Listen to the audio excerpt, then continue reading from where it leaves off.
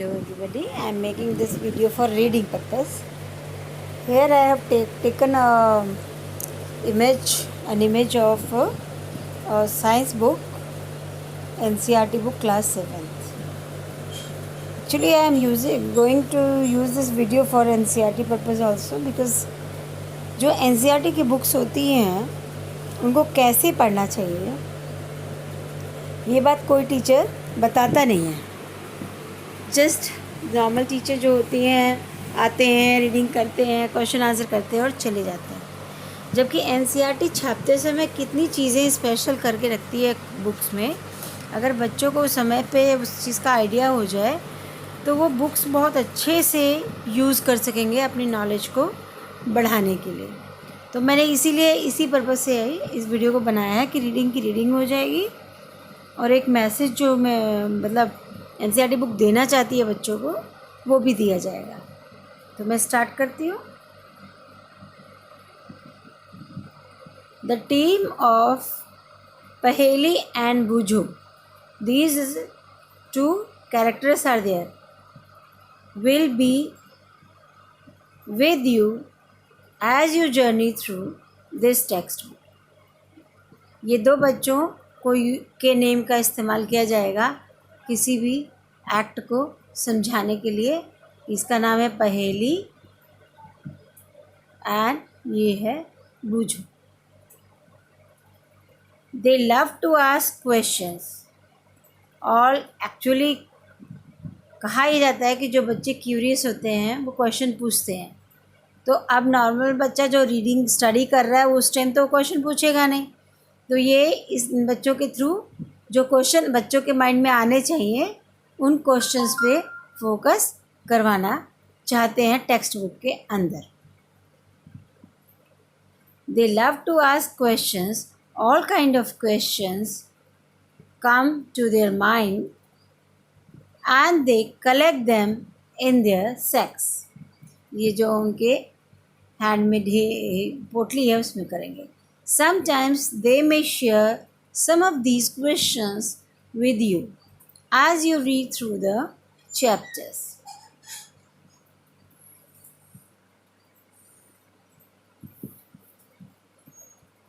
Paheli and Bujo are also on the lookout for answers to many questions.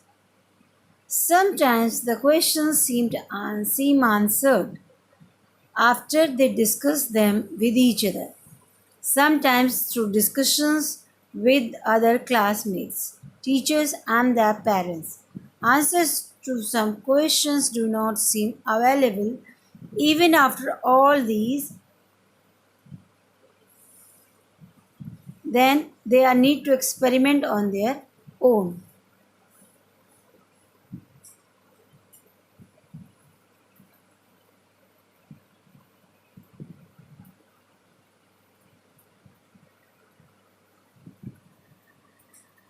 Read books in the library. Send questions to the scientist. आपको क्या लगता है कि ऐसी चीज़ें बच्चे पॉसिबल है करेंगे? कितना आसान है ना लिखना ये सब चीज़ें. They might need to experiment on their own. How is it possible? Class 7th का बच्चा अपना एक्सपेरिमेंट करेगा, टीचर की हेल्प नहीं लेगा. टीचर अगर मोटिवेट करेगा तब तो.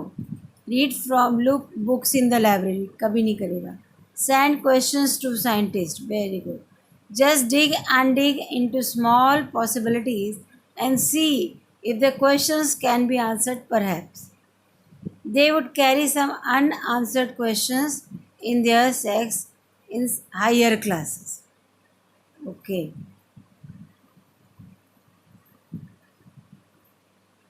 अगर वो अपने सेक्स में हायर क्लासेस में ले जाएंगे तो टीचर्स क्या करेंगे? What will really thrill them would be your adding questions to their sacks or answer to their questions.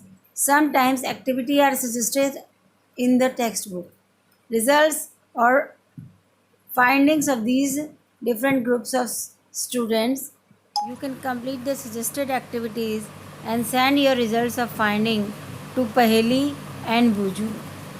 Do keep in mind that activities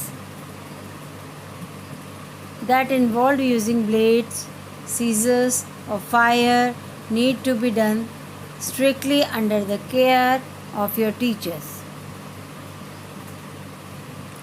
Stick to the precautions given and then enjoy doing all the suggested activities. Mind, the book will not be able to help you much if the activities are not completed. We would like to advise you that you must make observations yourself and record whatever results you get.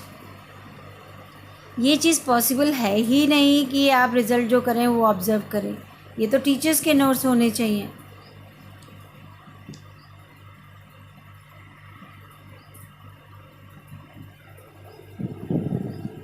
यहाँ पे teachers की line होनी चाहिए कि जो teacher teaching कर रहा है वो हर चीज़ को प्रैक्टिकली करके दिखाने की कोशिश करे, चाहे स्मॉल स्केल पे ही हो, चाहे रियल चीज़ें ही ना लेके करे, थोड़ी सी आर्टिफिशियल चीज़ें लेके भी करे. इस जितनी चीज़ें होती हैं घर में केमिकल्स, उनका इस्तेमाल करके बच्चों को मोटिवेट कर सकता है एक्सपेरिमेंट्स कराने का. Keen and true observations are necessary for exploring any subject to study. For some reason, your results may turn out to be different from those of your classmates. Do not worry. Try to find out the reason for these results instead of disregarding them. Do not ever copy results from your classmates. 7th class में कौन teacher experiment कराती है जिसकी reading बच्चे लेंगे, जबकि कराना चाहिए. इस वीडियो को बनाने का यही तरीका है कि बच्चों को साइंस कैसे पढ़ानी है या बच्चे ने साइंस कैसे पढ़नी है, मैं वो टिप्स बताऊंगी आफ्टर रीडिंग दिस.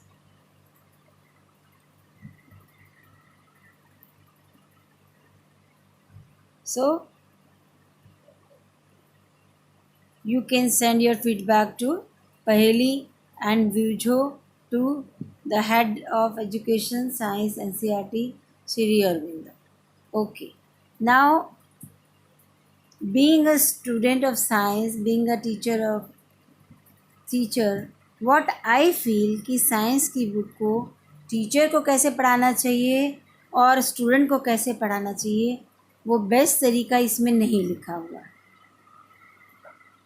पहली बात तो ये जो note for the students they दिया, ये कोई बच्चा पढ़ेगा ही नहीं. 7th क्लास का 6th क्लास का बच्चा ये पेज जब अगर नहीं पढ़ेगा तो इस पेज का क्या फ़ायदा, कोई फ़ायदा नहीं है. दूसरी चीज़ें, वाकई इसमें कोई ऐसी यूज़फुल चीज़ें नहीं दी गई हैं जो बच्चों को पढ़ानी है. अब आता है कि एक्चुअल स्टडी साइंस की कैसे जाए या टीचर करे कैसे. तो उसके लिए पहले जो ये इंडेक्स है पेज बुक का, इसको बच्चों को शुरू में ही बता देना चाहिए कि बच्चों ये जो चैप्टर है, हमारी साइंस की कितनी 3 ब्रांचेस हैं. ठीक है, तो बच्चों को शुरू से ही इस चीज़ की नॉलेज होनी चाहिए कि फिज़िक्स क्या होता है, केमिस्ट्री क्या होता है और बायो क्या होता है. शुरू में तो बताते नहीं और लास्ट में 10th 11th में जाके उनके दिमाग पे ये ठीकरे फोड़ देते हैं कि फ़िज़िक्स ऐसे पढ़ो, केमिस्ट्री ऐसे पढ़ो और बायोलॉजी ऐसे पढ़ो. लेकिन अगर आप शुरू से उनके दिमाग में डालेंगे कि फ़िज़िक्स ये है, केमिस्ट्री ये है, बायोलॉजी है, तो मैं श्योर हूँ कि वो शुरू से ही माइंड उनका साइंटिफिक होना शुरू हो जाएगा. तो सबसे पहले आप लेसन्स का क्लासिफिकेशन करें, उनके सामने उनको बुक में शो करें, सिखाएं एज अ टीचर. जैसे न्यूट्रिशन इन प्लांट्स, खुद ही पूछें आप उनसे कि ये प्लांट क्या है. भाई प्लांट लिविंग बीइंग है, तो जो चीज़ लिविंग बीइंग्स के बारे में टॉक करेगी वो किस में आएगी, बायोलॉजी में. न्यूट्रिशन इन एनिमल्स, ये भी बायोलॉजी हो गया. Fibre to fabric, heat, acid bases, physical and chemical changes. अगर आप इधर देखें तो ये दोनों तो क्लियर कट केमिस्ट्री है. उन्हीं से पूछिए। केमिस्ट्री क्योंकि केमिकल वर्ड आ रहा है, ठीक है, केमिस्ट्री। ठीक है, अब आता है फाइबर टू फैब्रिक। फाइबर निकाला, फिजिकल है, तो ये हीट, फिजिक्स।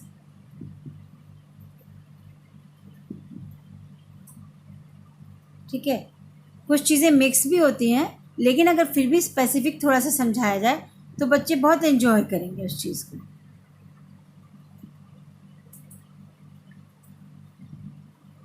अब ये क्या है, स्टॉर्म्स एंड साइक्लोन्स, फिजिक्स की तरह समझाएंगे इसको आप। रेस्पिरेशन हो गया, बायो हो गया, सॉइल हो गया, बायो हो गया, मिट्टी की बातें होंगी ना, और climate and adaptation and animal climate, ये भी बायो में जाएगा। ठीक है,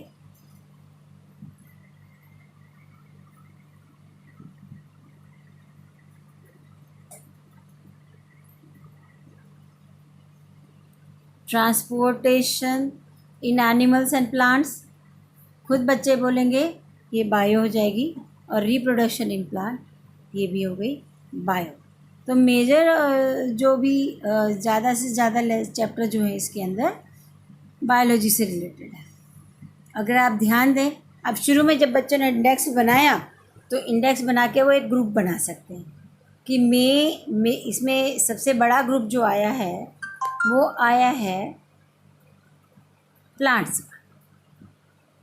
प्लांट और एनिमल से रिलेटेड बहुत सारे चैप्टर्स हो गए, तो उन चैप्टर्स का एक बच्चों से ग्रुप बनवा दीजिए, और ग्रुप बना के एक साथ अगर पढ़ाया जाए तो वो ज़्यादा आसानी से सीखेंगे। लेकिन टीचर्स क्या करते हैं, नॉर्मल तरीके से चलते रहते हैं, और इसीलिए बच्चों को ये इंटरेस्टिंग नहीं कर पाते। लेकिन as a teacher I am suggesting this, जब एक ग्रुप बन जाए तो उनको एक साथ लेना चाहिए। देखिए, nutrition in plants, nutrition in animals, उसके बाद नीचे आ जाइए आप,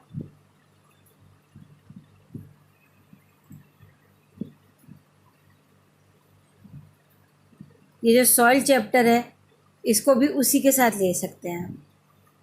ठीक है, अब रेस्पिरेशन इन ऑर्गेनिज्म भी उसके साथ ही आएगा, and transportation in animals and plant, ये भी उसी के साथ आएगा। तो ये 3 का एक ग्रुप बना लिया, और रिप्रोडक्शन ऑफ प्लांट्स 4, ये 4 चैप्टर और ये 2 चैप्टर एक साथ पढ़ाए जाने चाहिए। इससे क्या होगा, बच्चों का इंटरेस्ट बना रहेगा, वो माइंड इधर उधर डाइवर्ट नहीं होगा। अब होता क्या है, ये पढ़ाया, इसके बाद जी आ जाओ केमिकल चेंजेस पे, कहाँ मज़ा आएगा, आप खुद सोच के देखो। एक से जैसे रिलेटेड सब चैप्टर्स एक साथ पढ़ाए जाने चाहिए। इवन बुक में छपना भी एक साथ चाहिए था उसको। मैं आज तक नहीं समझ पाती हूँ कि छापते समय बुक को ऐसे क्यों छापा जाता है। जब छप गया तो ठीक है, टीचर की ड्यूटी बनती है कि टीचर इस चीज़ को कैसे चेंज कर सकता है, क्योंकि ये इंटरनल असेसमेंट है, इंटरनल स्कूल के लेवल पे आप पेपर बना रहे हैं, तो आप ये चीज़ डिस्कस कर सकते हैं कि आप इसको ग्रुप बना के पढ़ाया जाए। एक कैटेगरी बना लें कि भाई ये वाले चैप्टर्स हम एक बार पहले एक साथ ही पढ़ाएंगे, ताकि बच्चों के कॉन्सेप्ट बिल्कुल अच्छे से क्लियर हो जाएं। आप ही बताइए, पहले चल रही हो मैथ्स, रामायण, और उसके साथ महाभारत बीच में हो जाए, फिर रामायण हो जाए, फिर महाभारत हो जाए, तो क्या जो सिखाना चाहते हैं उसे आप ठीक से सिखा पाएंगे? नहीं सिखा पाएंगे। इसी तरह अगर आप एक और ग्रुप बनाना चाहते हैं तो आप वेदर, क्लाइमेट, एनिमल्स एक छोटा और सब ग्रुप बना सकते हैं। इसमें विंड, स्टॉर्म, साइक्लोन एक साथ ले सकते हैं, और कोई चीज़ रिलेटेड है तो उनको एक साथ ले सकते हैं। तो ये सब चीज़ें आपको इस हिसाब से एज अ टीचर पढ़ानी चाहिए। अब हम अंदर कैसे बुक्स को यूज़ करना है मैं वो बताती हूँ।